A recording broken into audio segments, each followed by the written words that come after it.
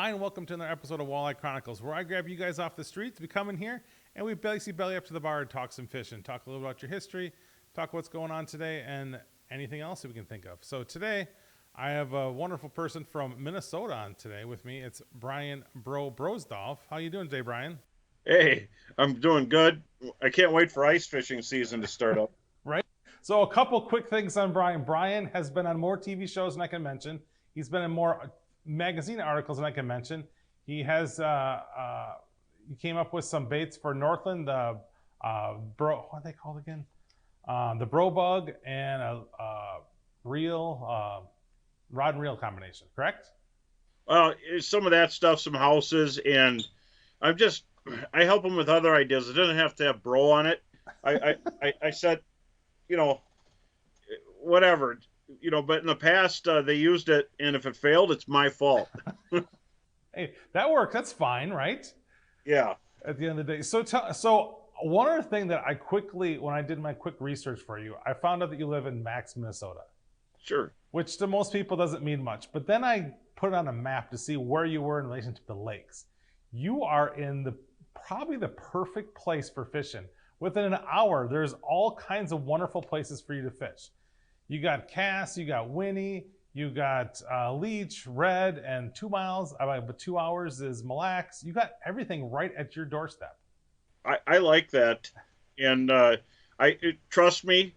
I look on a map all the time, and I try to imagine places to be, and I haven't found anything better. Yeah, there's cool places out west.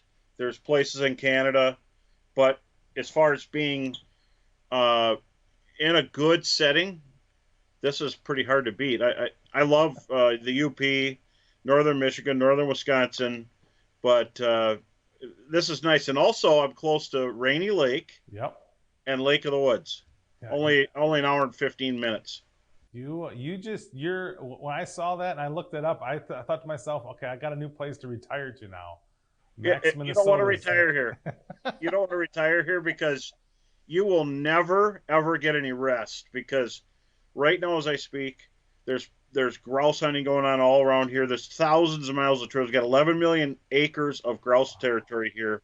And as far as fishing, the next lake up is 1,000-acre lake of rice full of ducks. And there's another lake, bigger lake than that, full of ducks, and the whole flyway comes through here. And it used to be bad duck hunting. Now it's really good. Wow.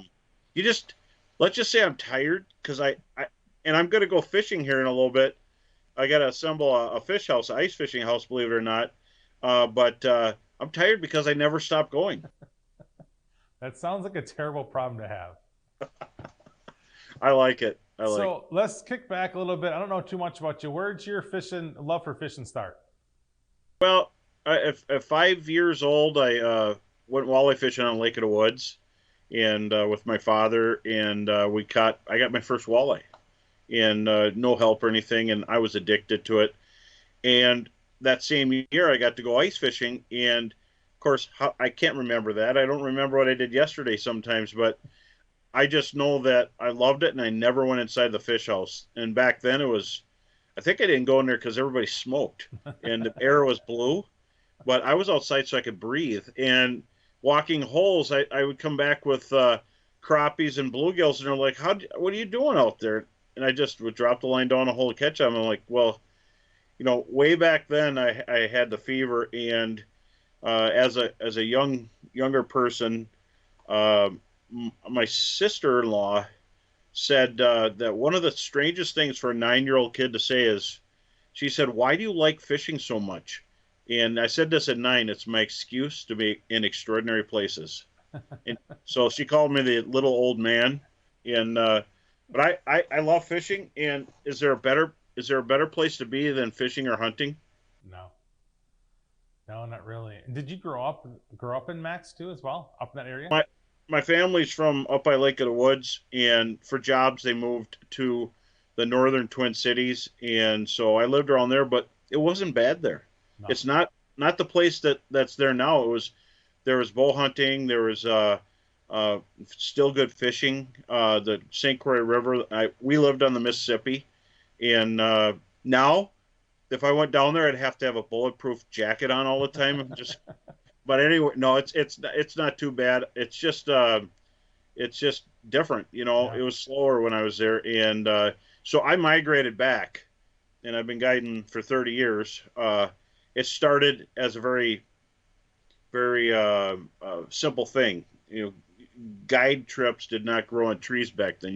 You couldn't just do a .com, Yep. and so it was slow to build up.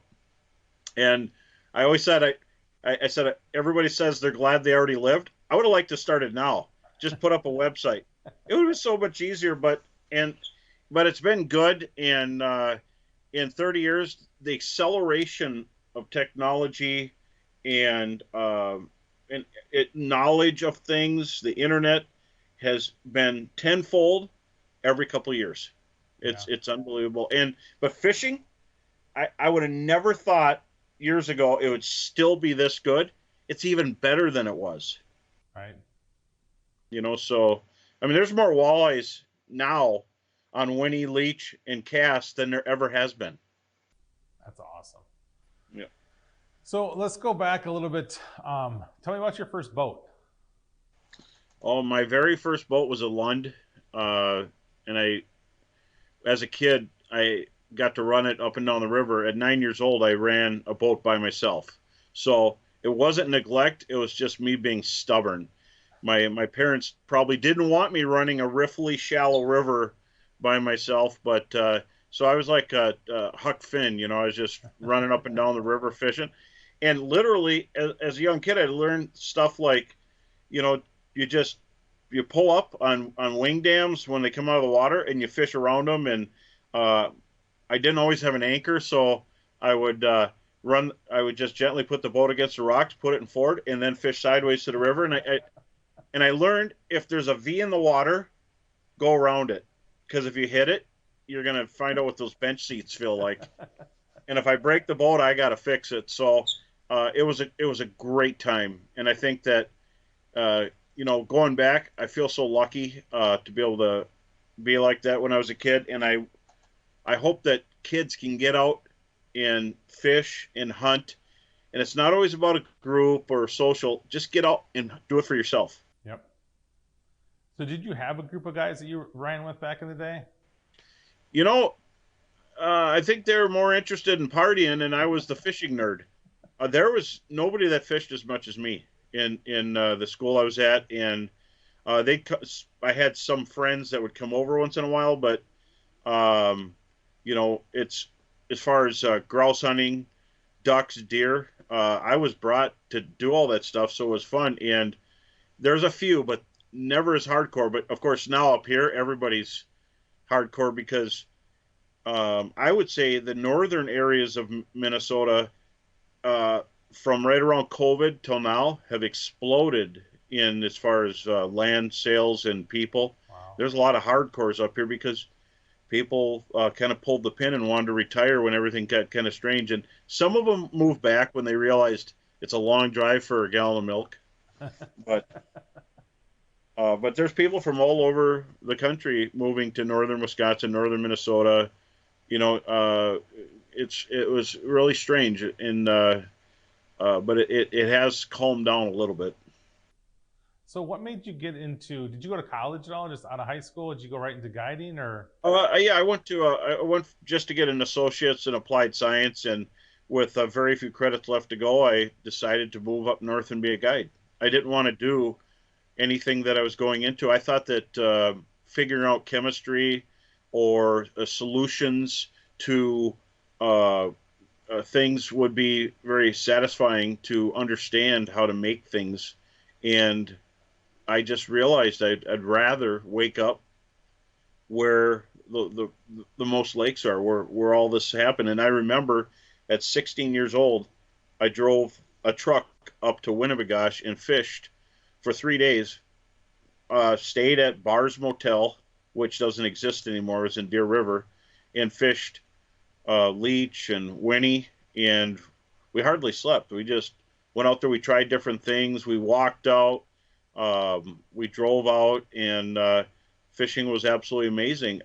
The panfish were more numerous. The bluegills and crappies were way bigger back then up here. Every lake had them. Now there's select lakes that have them. So they've been diminished. But the walleyes, there's more than there ever has been. I could tell you that right now. And jumbo perch, we kind of it kind of lowered a little bit there for a while with the population dynamics of walleyes. The perch kind of were getting less and less on Winnie and less on cast for a while. Now they've exploded on leech, and it's the best I've seen in about 17 and a half, 18 years since the walleye slots and everything. The more big walleyes you make, the less big perch in theory, but we've had ginormous hatches for about 6 to 8 years of perch. So the fish are well fed. The fish are super plump. They look like Great Lake fish. And too many perch in a system kind of are, to me, it's like alewives on Green Bay when they had the tournament over there. It just shuts everything down. But the benefits are I can go out right now and I can catch walleyes that weigh 5 to 8 ounces bigger than normal. And on leech, even more than that, some of them, they look like Winnipeg or Green Bay fish. They're super healthy. And so this summer was really tough, but you know, if you got forward viewing or you don't have forward viewing, it was a lot of throwing bobbers, because if you see fish on side imaging forward viewing, you can't just drift through them. They're just there. That's where they're at. And so that thing started, and but even with forward viewing did not mean you were going to catch fish. Are you sure? That's what everybody seems to think. No, it's I could attest to what the AIS, which are the people who check your boats to make sure you're not dragging milfoil from another lake. And believe me, they've had parade floats. People come in with boats with milfoil and zebra mussels dragging off their boat, and they were going to launch. So it's good to have them there. They've stopped stuff like that, but they've told me all of these down rods on boats, and people are coming in complaining about not catching anything. So it just tells me when fish don't want to bite, they're not going to bite. But then the tenacious guys, like all of us, are going to get them. And it's my living, so I'm going to catch them. You know, we might have to put on 100 miles, but we're going to get them. So when you first started guided, what was that like for you? It was fun. I couldn't wait to go. Just to get out of doing any other kind of work. You know, I mean, what else is there? I mean, you know, I always, you know, I thought I'd be in some kind of construction or heavy machinery operating. It'd be kind of fun just to drive this big machine and stuff like that. And I like fishing, and you know, I enjoyed it. My first couple of trips, I mean, we hammered them. And Leech Lake had a low population of walleyes, and we were getting our limits. And I would kind of compare myself to what I heard on a lake, because I was connected to people in Walker, and I was off on my own. I was on a northern bay, and I would go out there and I'd be passing all these boats coming up from the urban part of Leech Lake, and they're coming up to guide. And I was in the area where they were coming to, so I had a short distance, and I learned a lot. And we didn't have technology. Matter of fact, if you wanted a trip, I would check my answering machine when I got at home at night, play it, write down names, and call you back. I might be stuck on the phone for an hour or two before I could figure stuff out. Now it's instant, you know. And but I really enjoyed getting in the boat with people, and I've had every walk of life. I've had great families and kids, and the kids are fun.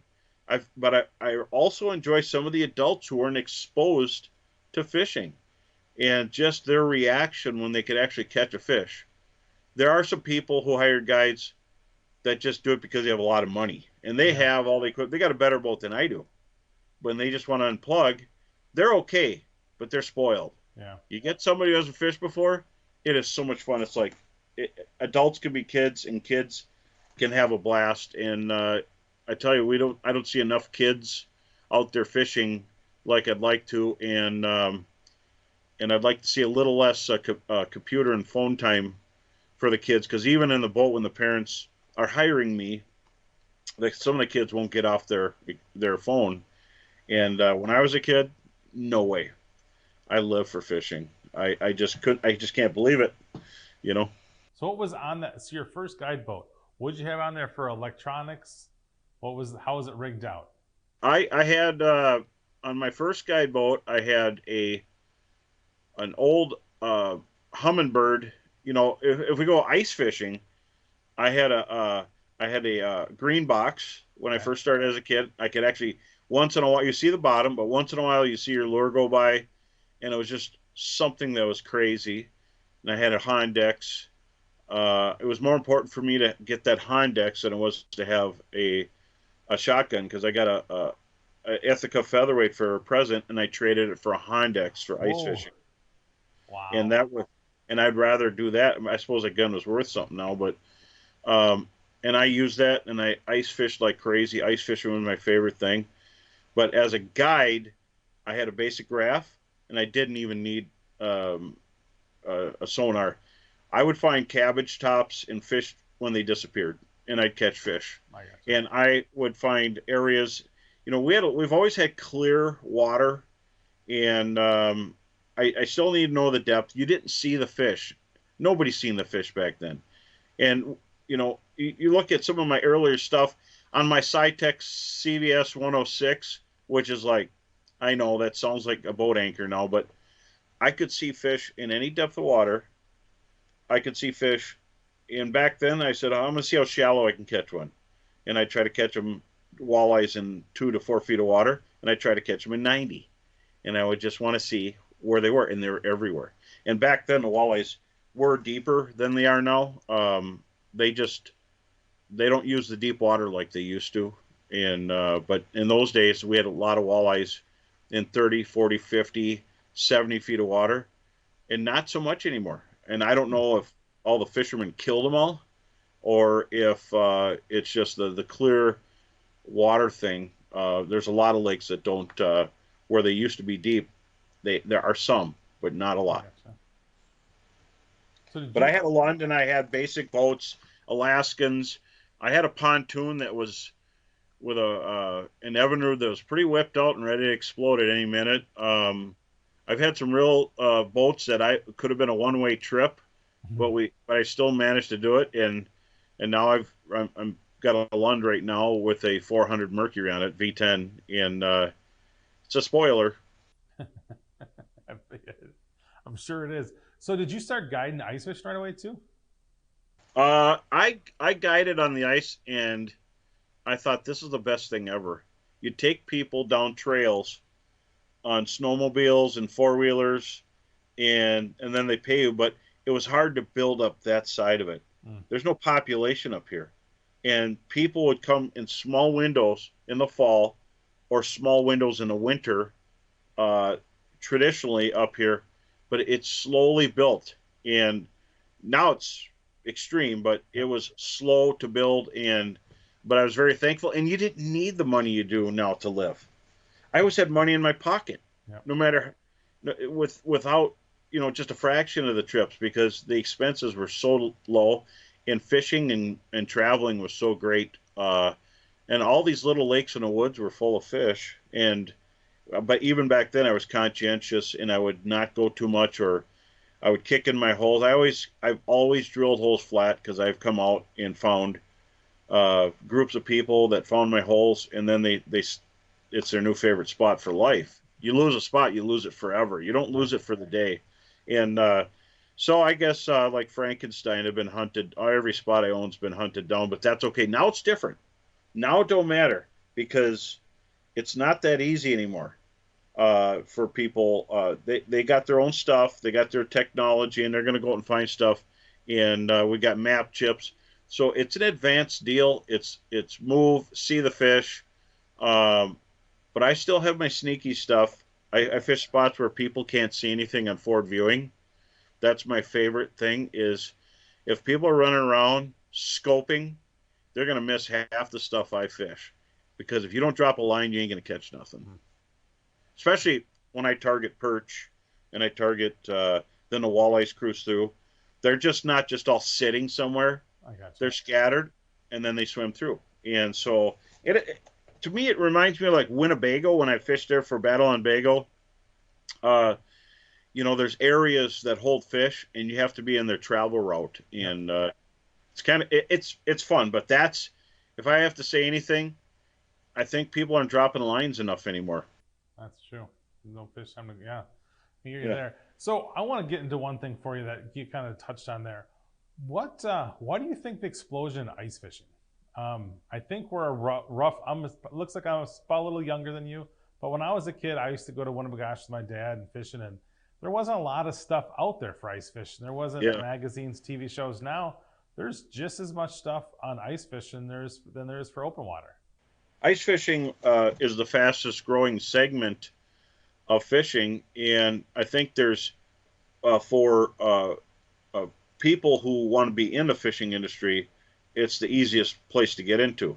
If you're a tournament guy, you're only as good as how good you do, and Yep. then you're has been. So I think it's not just that. It's the neat thing about standing on water and fishing for fish that are below your feet. They're right there.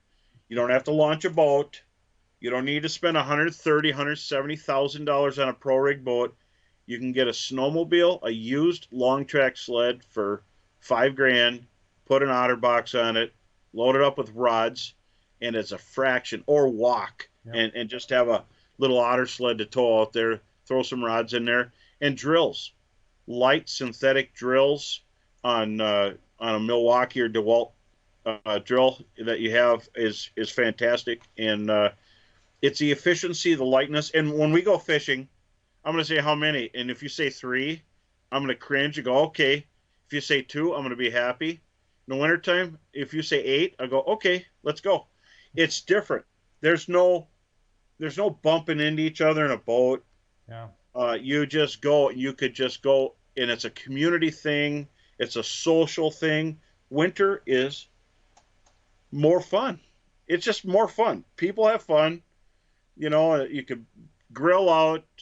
You could drink pop out there with something in it. You could just have a great time. And I think that's what it is. A social aspect has caused it to explode. In a lot of ways, it's easier to catch more fish. Right. And I suppose up by you, there's more lakes you can drive on and things along those lines too to make it easier to get to. Yeah, and you know, you could drive on. Even last year, we were driving on, but I didn't because if you drive on, the next person ain't going to drill. I drilled the whole way before I drove, Oh, yeah. but the next person sees you and they just drive all over the place Yep. and then they go through. And so last year, even though I had 18 inches of ice, I used a side by side. And even then, trucks are trying to go on my trail and they're falling through. Last year, they're driving through bulrushes, which is going to have less ice because of snowpack. And Yep. it gets a little crazy. And if I could say anything here, everybody be your best and your own advocate and drill a hole all the way. If you can't walk to drill a hole, if you got a bad leg or you just can't do it, bring a young person, make them the designated driller, feed them well, and then make them drill and measure. I Right. drill and measure on Winnie. I drill the whole way, and Wow. I'll go part of the way and I wave Heather up. Now remember, I'm not walking back. Mm. I'm driving back once we're out there, and I don't go outside of that area. I drill, and it doesn't take that long to do. And I'm not just doing a death march. I am just going a little ways, drilling. Might stop and fish a little bit if I go a mile. If there's any snow on the ice, I'm gonna stop. I mean, Yep. I've got a big muscle here I got to take care of, but it's safety, and that's the easiest thing. If you're old, if you're young, if you're whatever, if you're in a hurry, you drink too much Red Bulls, get out of that car and drill. I've watched people drive across 5-6 inches of ice and make it, and I'm waving, because I drilled the whole area. I drilled around it, and they never check. And I've pulled people out of sinking vehicles, and I've never had anybody get trapped down there. Not my people, other people I got you. that see you, and then they think they can go. So safety, that's all. And I have to put that out there because I see your fingers aren't broken, your legs aren't broken. Get out and drill a hole and measure it. Right. Plus, it keeps you warm. Keeps you warm. It does. Gets you going for the day. It's something to do. And the other thing too, I mean, and it's a perfect timing because this episode will come out right about Thanksgiving. So You guys will Perfect. be up getting on Red Lake going crazy. Oh yeah, I it's and that Red Lake. I mean, could there be a lake that has more walleyes in it? I mean, literally, you could wiggle your finger in the water and catch a fish. It's crazy, and I know people when the walleyes are real thick in the spring, they'll catch a fish on no bait on a plain colored lead head, and they'll have 3 or 4 fish follow it up, and you can just scoop them all. It's crazy, but in the wintertime, I love it when you can walk out there. And it's getting a little bit more controversial because I think just because there's so many human bodies up there Yep. sometimes that people are falling through, but it's we got to turn off that news and everybody just take care of yourself and drill. I like to walk out there when you only have to walk out a half a mile from any resort. Give them their fee. I mean, I don't care what they. I'm going out there with just a little tote, little sled, and you're gonna catch fish on spoons jigging all day. It is so much fun. Yeah, I always dislike that because that bite usually happens.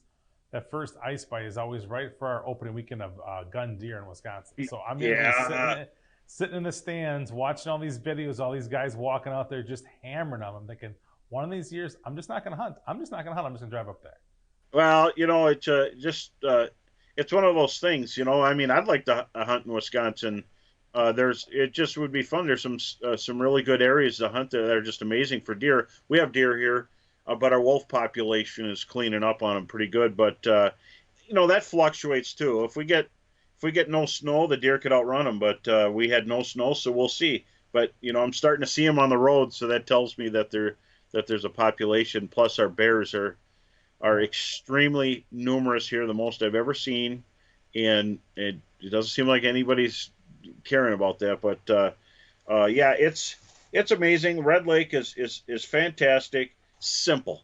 Everything you got is in this little sled. I've got a little light razor auger, and you don't need an 8-inch auger unless you can't get your transducer if you're using forward viewing. Yep. There's times that's nice, but sometimes, like on my Humminbird, there's two different plugs. There's an Ethernet, which runs your Mega Live, Yep. and there's a 2D sonar. I like 2D sonar too. We catch a lot of fish on 2D sonar. You shut off the other one, like on Gogebic when I fished there this winter, which is not far from me. If you shot that beam at them, those little piggies were gone, and so I just flip over to 2D sonar and instantly. And there's a guide up there, Justin. He and I were talking about it. I think if there's a lot of scanning going on, no matter your brand, that's the best thing about Humminbird is you could just push a button and you got 2D sonar right down there right now. A transducer that comes with every ice kit, and but I might even just get a small, old-fashioned 2D sonar, just a little the 5-inch screen, because there's times I watch people carrying all kinds of stuff, and I'm guilty of it.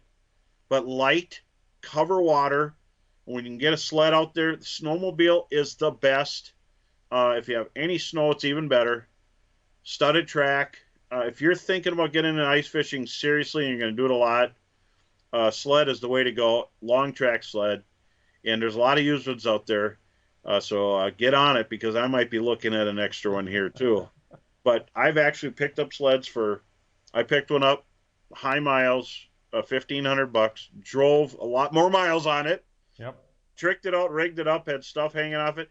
You just get on your sled, you got your OtterBox, your trunk, your rods, my St. Croix rods, my tackle, Northland tungsten, boxes like this. Let's see if I could, you Yeah. can see all those tungsten lures. Yeah. And that's a box I rigged up last year, and everything's in there. Your minnow heads in a little razor puck, and I here's a little trick for you and anybody who ice fishes. Just take your minnow heads, cut them with whatever knife, scissors, just slice them and dice them, and you can bring the bodies too. But I just use the heads, and then take a paper towel and roll them around, and then put them in there. Your fingers don't get wet, and you don't get Ah, slimy either, and they still have that meat scent. all the slime. You don't need something that looks like it's in in beef stew by the time you get out there. So wipe the heads off. That's a good tip. And I like about buying the used sled is that you don't really matter if you screw something to it, if you do whatever to it, you're drilling GPS to it. I know a few years ago, we don't have a lot of snow here in central Wisconsin, so but I use a four-wheeler. And I had an old four-wheeler, I had it all decked out, I screwed stuff to it and had drill holes in it, all kinds of stuff. And then it took a crap and I bought a new one. And then I didn't want to do anything to it because I didn't want to drill holes in a brand new four-wheeler. Yeah. But it took me a couple of years, but I'm like, this is what I'm using it for. I'm going to put rod holders all over this thing. I love it. And I have a Skidoo Expedition. I've had everything. And, if you go back in time, I used to run around with Dave Gens over in the blue team for a while there. And I got a sled when I was there. The Articat was a sponsor back then. And I was running, I got spoiled from the beginning. Turbo, long track. Then I found out the brass tacks when I have to buy one.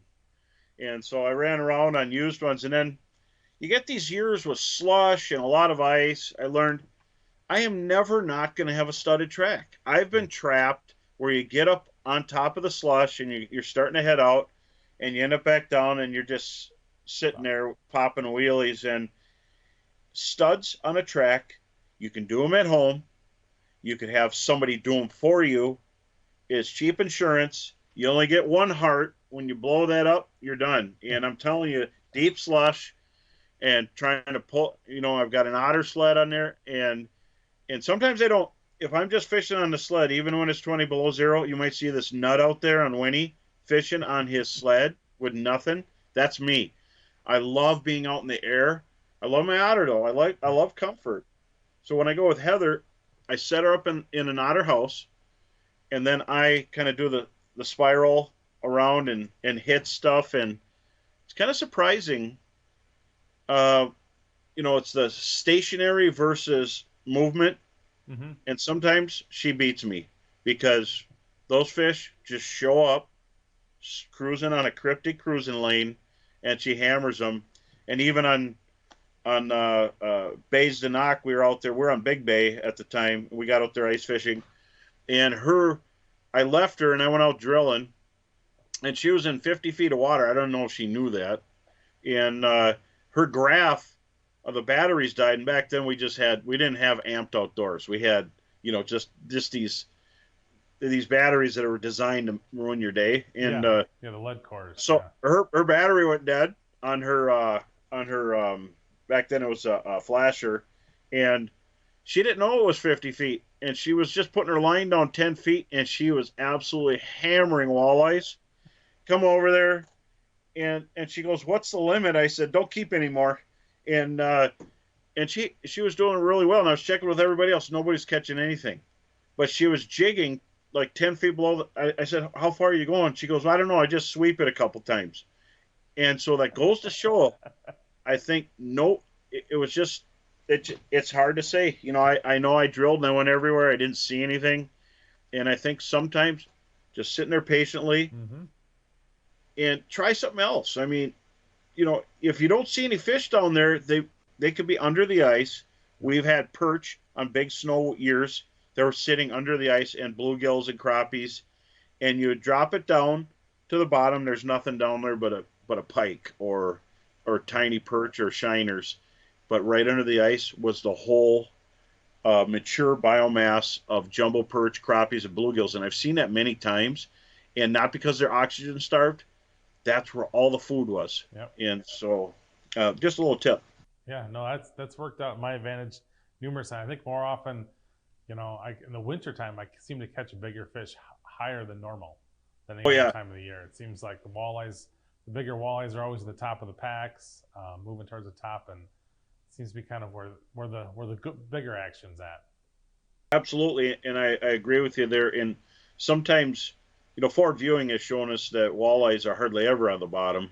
They're right. Relating to wherever they want to be. And, there's a lot of times, even on Winnie, we'll be sitting there and I'm guiding and we're catching fish, and I'll look down and I just thought I seen a white tip go by.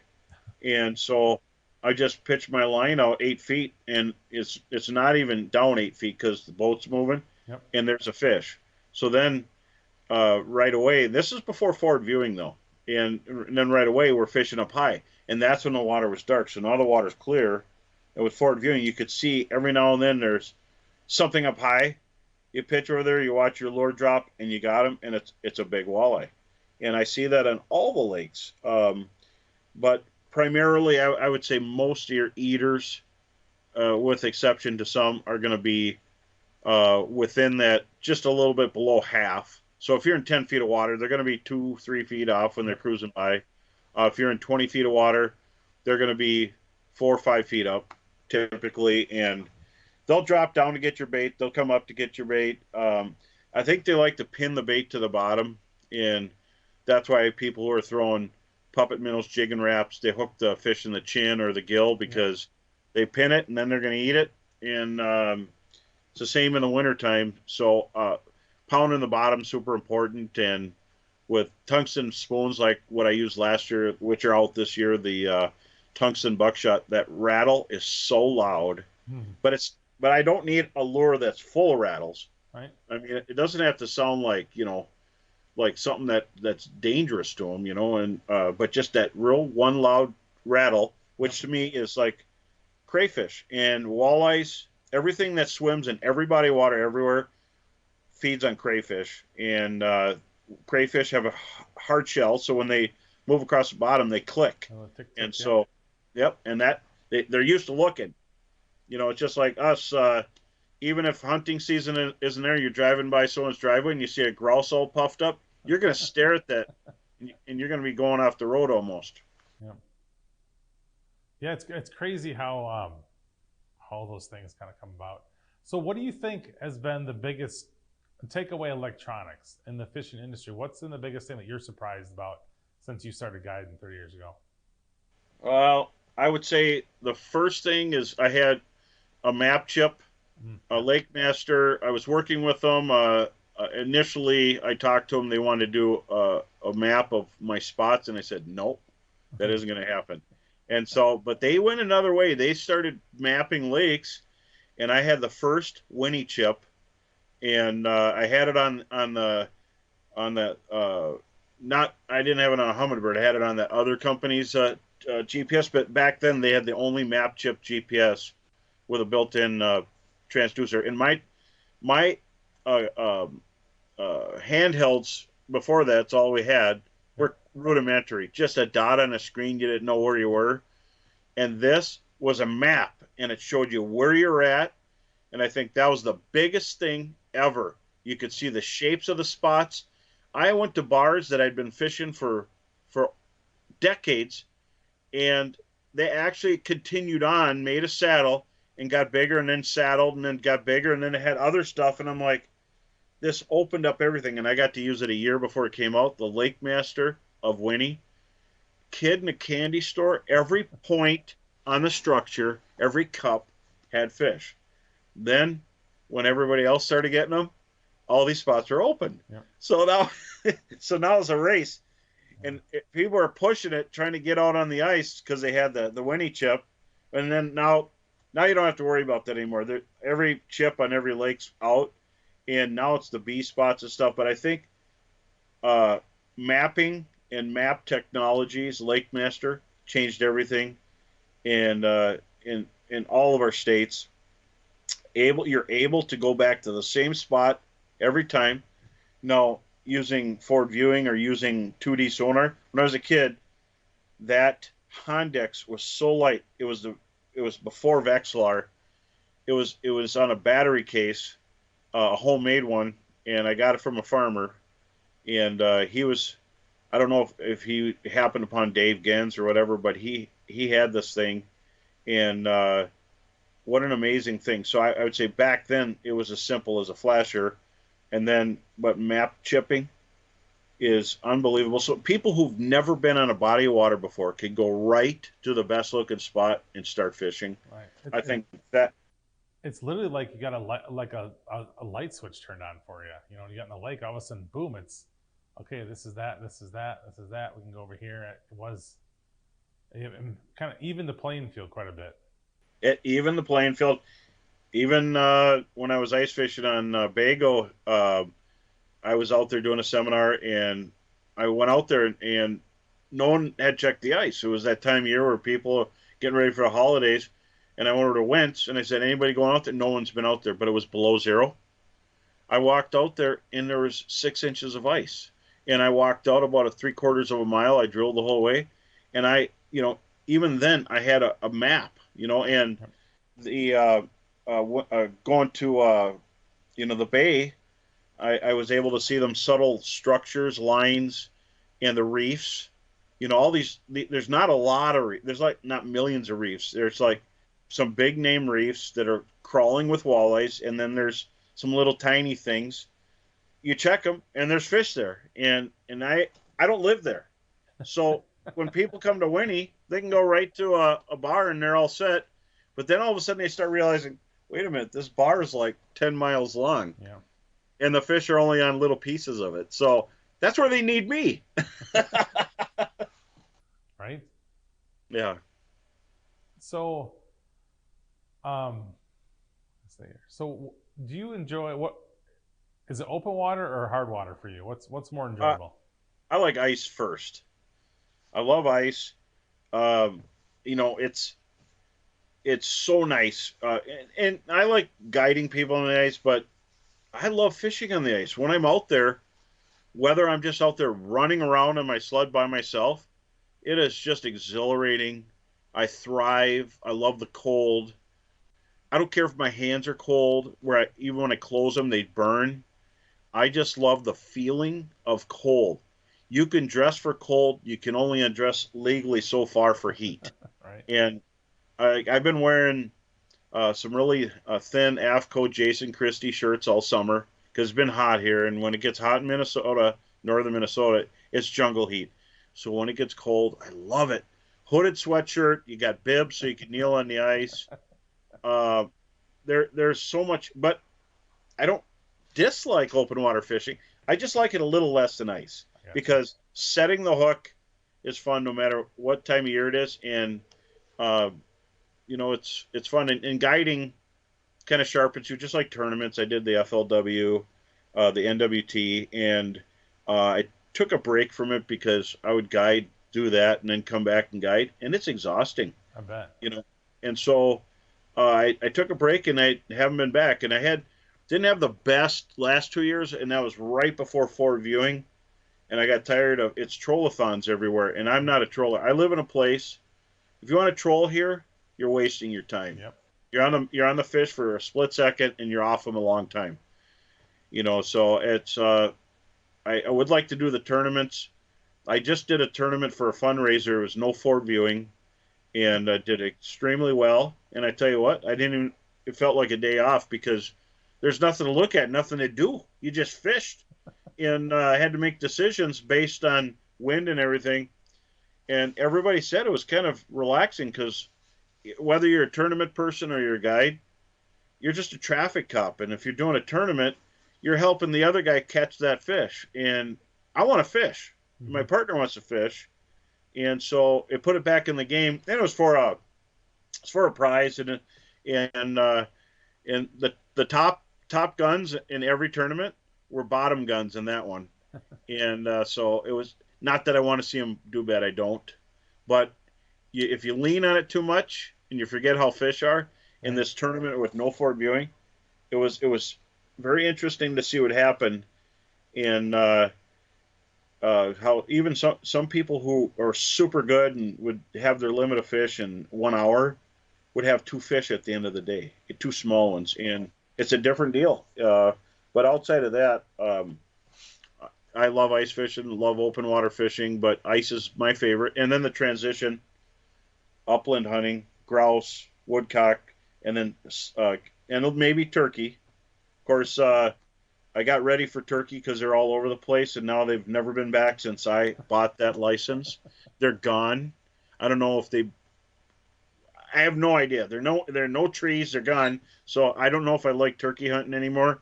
But then deer season comes, and I gotta go shoot a deer. I can't be too fussy because whatever I pass up is gonna have wolves eating it. So, and I do like eating deer. Yeah. It has just got such a great texture, and there's nothing better to mix in a lot of foods. Right. That's our whole goal. We're in the middle of getting ready for the rut down here in Wisconsin, and me and my son have been out. We got 2 deer in the freezer already, so we try to make sure no meat we eat is either fish or venison. That's the goal for the year. So Well, that's super healthy, and yeah. the if I could, I like to do hamburger, but I mix it a little bit, Yep. and you use them for chili, spaghetti, Oh, burgers, and the so firm, and it just adds to the overall meal. And once you do that, you won't go back to just store bought and yeah. fatty hamburger, you know. Yeah, it's funny. You But can tell immediately if we're out of meat and my wife doesn't say nothing, she'll make whatever if it's taco meat or whatever. I'll come home and as soon as I usually if I can smell the difference when I walk in the house. It's like we're out of venison, huh? She's like, well, yeah. yeah, well, and it maybe it, everybody asks me like an ice fishing, would you ever want a snow bear or do you want to be in there? And I'm like, I don't want to be in a snow bear with some of my clients and their friends. They come up and fish with me and pay me, which is crazy because they're all good anglers. But if I'm in a snow bear, they're eating deer sticks, Yeah. chili. They're away from home. They have bad food habits, Drinking and all night. I don't want to. And then yeah, I don't want to be stuck in a small space with all that gas. I'm telling you that Right. there's a benefit to ice guide, and this is the thing I tell everybody every day. When I'm with you in a boat and I don't know if there's fish on a spot and I look and there's nothing there, and then I look at another spot and they're not there, you get to go with me on my goose chase. In the wintertime, I set you up on fish. Then I do the goose chase looking for the pot of gold, and I find the pot of gold once in a while, and sometimes I find, a half a pot of gold. But in the wintertime, you get to fish the whole time. I get to do the goose chase, Yep. and that's the difference between open water and ice. And then we were talking about trolling. I always figured trolling was catch a fish every pass, and I've been a jigger because I like to catch a fish every cast. Huh. That's my guide motto. I like Though that. it doesn't happen very often every cast, but So I mean, you're in kind of the perfect zone to guide in. But have you ever had any bad days, any horrific days where you didn't catch nothing, customers are unhappy? ooh, I had a very very 3 really really strange days where they bit to beat the band the day before everywhere, and the pressure got super low. The barometric pressure just tanked, and and it was hard to catch fish, and I actually had to leave lakes. I don't give up without a fight, and even on some of the lakes when it's a grind, I'll have something. I think the worst I've done is I've left a lake when we've only had 3 or 4 fish, and I'll go to another one, and Mm. I'll put in more time. I don't care unless I got a trip after that, then I don't have a choice. But I can usually make it happen. I've only had a couple of days where the clock ran out and we've had maybe 6 fish, but even up here, you can have a million walleyes in the lake, and when that switch goes off, they're not going to feed. And you Yeah. could even see them laying on the bottom and put something by them. And if you hit them too many times, they just swim away from you. And but no, actually, I really don't have any bad days with my clients now. I have a lot of people that I've known for years, and I can't wait to see them. And I don't show big piles of fish in my photos. If you guys look at all my pictures, all of them, every now and then a client will sneak one in there, but I show one fish in each hand. Those people who put the pile down and then they lay Oh in yeah. it or stand in front of it, look what you got to live up to every day. Yeah. And that's not a good stewardship towards fishing anyway. So if you see 1 or 2 fish, that doesn't mean that's all we caught. I So that being said, you can't limit out every day, and we were really close, but I had 3 or 4 days that were really tough, and then a couple of days I'm like, you guys want to go catch big jumbo perch? Well, yeah, and we went for perch. And then you think the perch bite every day. I want to tell everybody the perch.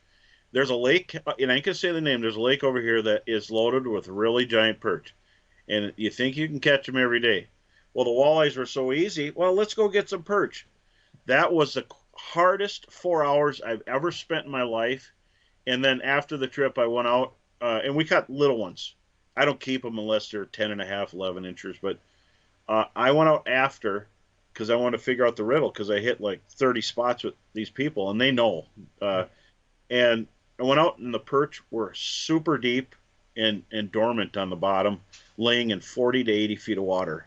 And you will never catch them there. The lake's got deep water and Mongo perch, and it's a good sized lake. But when they drop down, forget it. When they're on the shelf, you got tournament or guys who do tournaments. Oh man, I was catching perch while fishing for walleyes, eating my swim jig. I would like to see them that day. Go out there, yeah. You know, all those fish that were in your way, they're not in your way anymore. Yeah. You know, so lakes do change, but there are some strange lakes up here, and that's one of them that on a dime will disappear. And then in the cleaning houses, you'll see people cleaning what we call bait. But there's some really good fishing, but you can't make a bite all the time.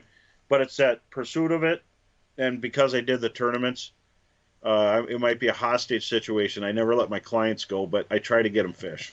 So a question here. So since, I don't know if you have forward-facing, I mean, you have forward-facing on your boat. Do you have them in there for people you're guiding? And how has that changed guiding over the last couple of years? Do they want to use it? Do they not want to use it? Do you try to find something where they don't need to use it? I have forward-facing sonar. I have a Quest motor, Minn Kota Quest, so doesn't make a sound. You can't even hear it. And I've got Mega Live on that. I got Mega Live on target lock, so I can look any direction from the front. So I got two up front. I got one on a down rod on my side. I chose not to put one on the customer side because that's my job.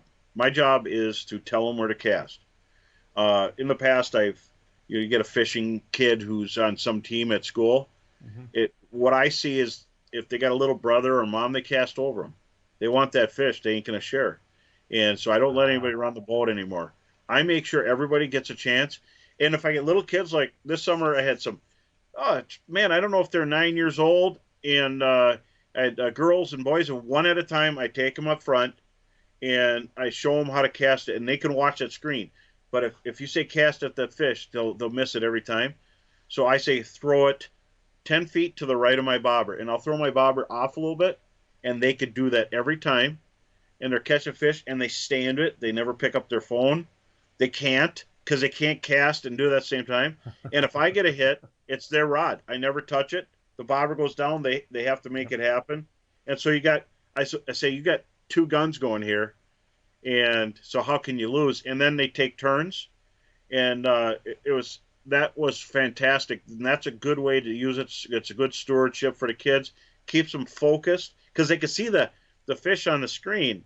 And Mega Live is fantastic. I have an Apex up front, so it's crystal clear. It's high speed. It's really fast. It's got two processors in there, and I gotta say that was the best way to use it. But you have to do something there, and I want to make sure that they catch the fish. And I always put the fish on their side of the boat, and I try to do it based on wind. And I don't fish unless I will catch a fish out in outer space where I'll show them blank piece of paper, nothing over here, and I still catch fish. So it goes to show you there's fish laying on the bottom or they're swimming through. But forward viewing is good for everybody. I don't need to see a fish from 100 to 250 feet away. I need to see fish from 40 feet away where clients can cast to. And but there's a lot of times we don't need to use it. The fish are biting so good. I love Humminbird side imaging. You could see the fish all the time, and if you sit still and the screen blurs, you still see the shadows going by, and you know where to cast. If their heads are facing, if they're heading down, they're going behind the boat. If their heads are facing up, they're going to the front of the boat, and you just cast that direction. And I've been using it forever, and I got friends all over the place that use it, and it's fun. So on a guide trip, we're going to see a lot of fish now. The trips in the past sometimes would drag because you're trying to get the fish on their lines, and sometimes it was tough. They don't drag anymore. They go like this. Guide trips go so fast because I'm looking at fish all day and making decisions, and I'm leaving fish because they're they're kind of tentative, and you pull into this school and it's hot. Guiding right now is a blink of an eye fast. The day goes super fast, and we see hundreds, if not 1,000, 2,000 fish a day, and not all of them bite. And that's even in these waters, which right now there's probably 1 boat to 7 boats on these giant bodies of water around here because everybody's in the woods, and all these little lakes have nobody on them. And let's just say that it's amazing seeing it. I like to keep it. If they take it away, I could do it really well with my side imaging. If they take side imaging away, well, I'm probably not going to have fish underneath me very often when the water's really super clear. We're still going to catch fish. Yeah. And so I got to say, I'm all for what's best for everybody. And I think that it actually helps.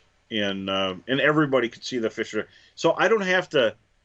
They could say that you're full of BS in the past, and you say the fish are here. Now they know they're there. So it's you're set as a guide. Could it get any better for a guide right now in the world? It can't. Right. So as a guide, and kind of a general question here, how do you feel the fish management has been over the last 3 decades since you've been fishing? I think the Minnesota DNR fisheries has done fantastic because we have more walleyes than ever. They have different fingerling distributing processes. They're having roundtable meetings in different townships on lakes, and they show the data, they show the science, but the guys that are running are also listening to what we're hearing, what we're seeing, because we're out there a lot, and I think they're doing a great job. We have a pile of good water now, and last year there was a little bit of a season. And when we get a season, and there's 2,000 houses on Winnie, that does not make a big dent in the population. What's helping us now is, I think the only thing we need some limitations. I mean, if we want to maintain a great thing, but this is a fishery that gets people from all over the United States, even outside the ice belt, that come and fish and rent houses and everything. But I used to drive across that thing with a track truck all the time, anywhere. And now you got to watch where you go. There's roads and stuff. But last winter we didn't have very much of that, and there wasn't 3, 4, 5 days with a minnow down on 11 lines, so that kind of thing. It's the fish. It's unbelievable how that changes things. And incidental fish like jumbo perch, there's people who don't even fish them that were leaving the lake with buckets because they accidentally landed on them. And I think that's where your populace goes in the wintertime. And but every lake is just teeming with fish, and that's because of one tough winter. And the winter before was a little bit shortened too. But did we have a short season? Everybody's saying we had no ice. We had ice, but you couldn't say, "Hey, I got ice right here," because you would have people coming on trucks and horses. They'd just be there. I mean, it's crazy. Ice it's cult following, and I understand. I get it, Wow. But there's a lot of fish. There's going to be a lot of fish. And I'm excited. I'm glad people get to get out, and it's, if you're going down a list of hitting Noah's Ark instead of a 2 of everything, a limit of everything, that would take the fun out of it. And I got some friends that want to do stuff like that, and just go out and fish, right, and get some fish to eat and have fun. I'd say what those ice castles though, those ice houses, those things are something else, man. I've been trying to talk my wife into when we retire. I said, I'll give you 7 months anywhere you want to live in America, but just give me 1 month from end of November to like middle of December in an ice house in Minnesota, someplace. I don't care where. Well, it's you can do that, and the thing is, I'm here and I get a million calls over it. I don't rent any houses, and I probably should. I've been thinking about it, and I want everybody to catch fish. And if I had a fleet of houses, I don't know if every one of them could catch fish, Yeah, it's because a lot of there's a work. lot of houses that I see who's there's houses, rental houses that never get moved, Yeah. and there's nothing down there but a few crayfish walking on the bottom. And if I did it, I'd want to make sure everybody caught fish. And I love the comfort of that's great. I would enjoy it for about 2 hours, and I'd have to go outside, and I'd Yeah. have to jump on a sled and just floor it somewhere and go fishing. I I don't know. I'm a bigger guy, but I'm a healthy big guy, and I like moving around and doing stuff. And but as far as fishing, it's really luxurious. Yeah. I think And it just would be nice for like kind of your outpost, right? So you just throw it out there on Winnebagosh for a week, and that's where you start off every day. That would be just awesome. or Leech, or Yep. places that I'm not guiding, you can go there too. No, Leech I'm just kidding. or Lake of the Woods. Just dump it Lake of off the Woods. someone's and just spend 2 weeks with your buddies and just everybody take off a different path every day or whatever on the snowmobiles. God, that'd be amazing. It is, and I see it all the time. I have Facebook friends that check in with me, and they're like, "We're up again," and some of them are up like, well, the fifth weekend that they come up, and I'm busy guiding. I'm like, "You got way more time on the ice than I do. I'm just drilling holes and working here. I'm hardly fishing." And but there's it's luxurious, and I know I could probably be a homeless person and live just off all my friends who live out there. And but it's fun, it's cool, and I've been in a lot of houses, and those ice castles and those yetis and those glaciers are just amazing little style houses. I could sleep in them, but I'm the kind of guy that likes to go home, have a burger, steak, fish, whatever, and then I like a shower in the morning. I don't want to be stinky. And if you're sleeping overnight for days and days, and your bathroom's a bucket, and you're with your buddies, and they're eating chili and deer Yeah, I sticks and suppose. marginally spoiled food, I don't want to smell them. I'm going to be outside in my sled, driving away as fast as I can, and or walking or running. But I don't run. I mean, I will just get away from them. And But I do like going back and Yeah. plugging everything in, reassembling gear. But I could be persuaded. I could be persuaded for sure. When I go up to Lake of the Woods, and you're out 15 miles, and and you got to go another mile and a half on a machine to fish some little hard bottom area in the mud. That's you don't really have a choice, and you'd be there for a couple of days. But I'm not the not shower guy for 3-4 days kind of person. That's funny. So if you had a choice to pick from, what kind of structure would you pick from? Rocks, weeds, mud, flats? What's your kind of favorite to go to? In the wintertime, on foot, rocks are number one. Any strings of rocks anywhere nearest shore, study that, because you could save yourself a lot of walking. Secondly, really healthy weed lines on lakes that have a good walleye population. Sometimes the walleyes are on the outside, sometimes they're in them, and sometimes they're on the inside, and we're walking past them. There's amazing places to start on the ice.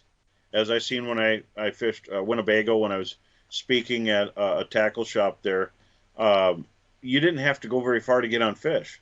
I actually was catching fish, and then became the grass is greener guy, and went out farther and farther, Yep.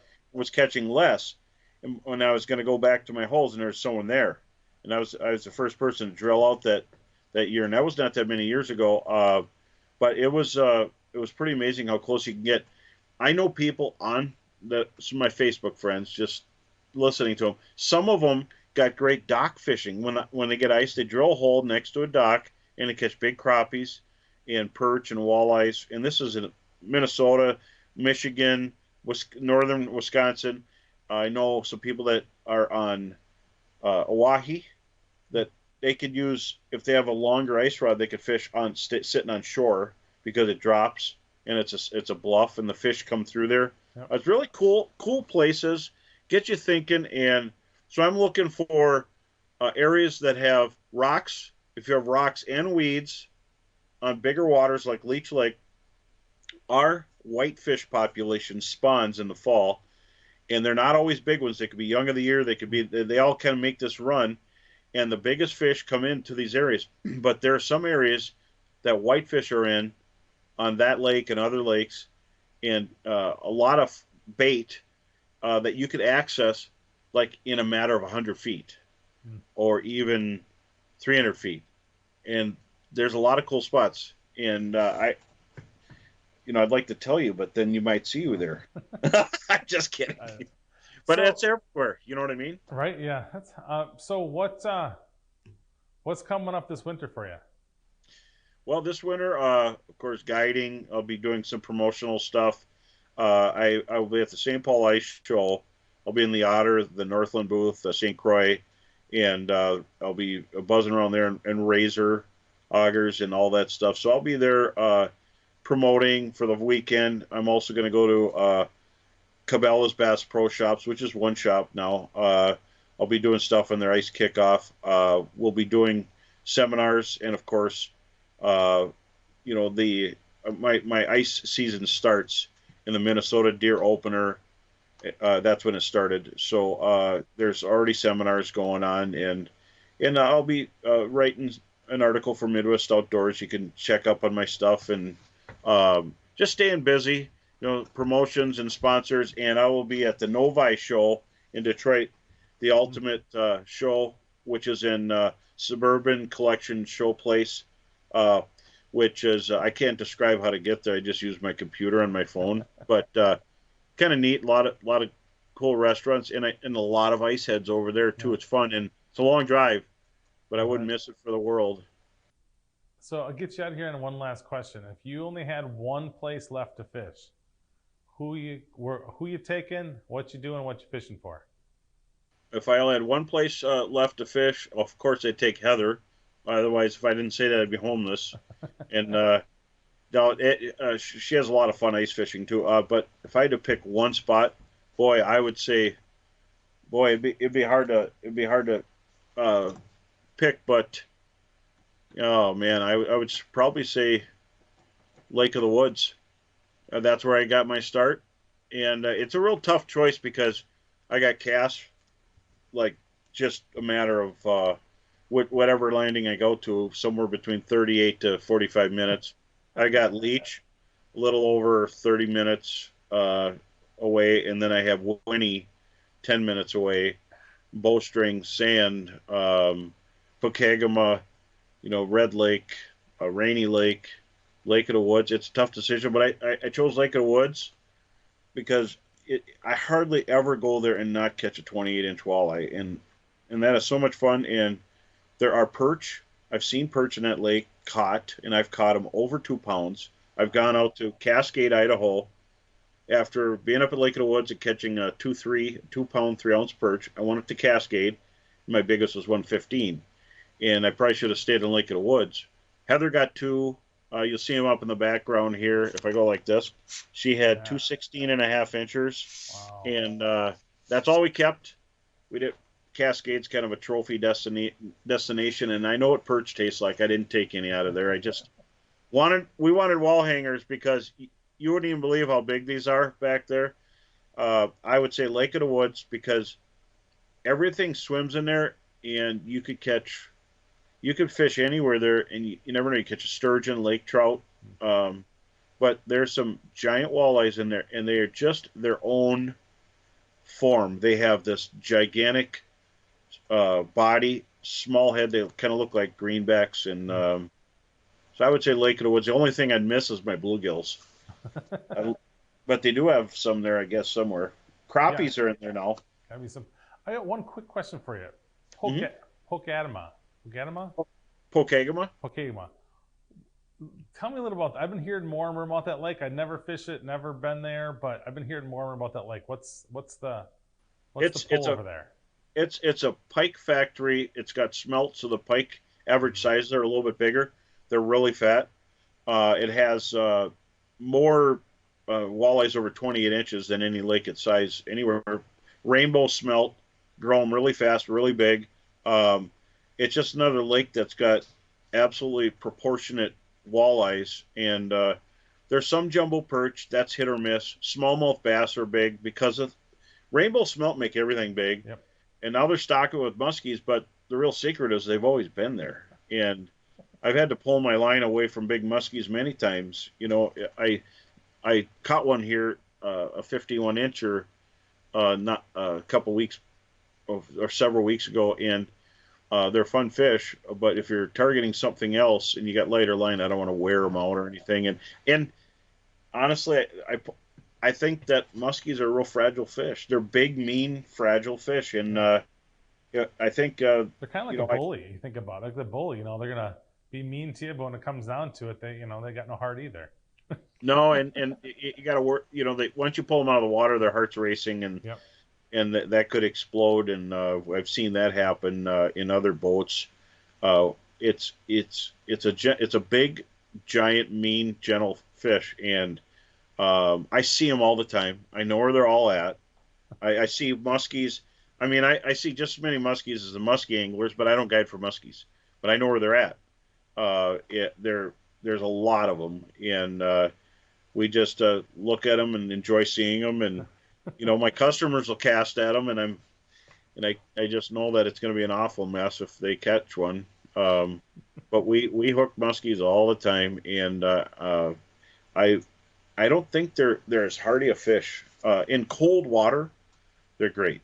You know, they're like anything else, but they're a fragile resource. And I'm glad they went to a 54-inch limit here. Everything else has to go back, and that means, you know, don't lay it in a pontoon and then have your kid lay down next to it or anything. Right. Like some of these photos you see. Just get them back, and you want to hold the fish. If everything runs right, if it's going nuts, just let it go. Yeah. You know, get it back. For sure. So if they want, some people want to reach out with you and hook up with you over the winter. How do they find you? Yeah, just go to brosguideservice.com. And I'm limited on winter. I can't run it like summer, so I probably get out 35 to 40 times. But I'd be glad to take you. I actually take you. I don't have some crew take you.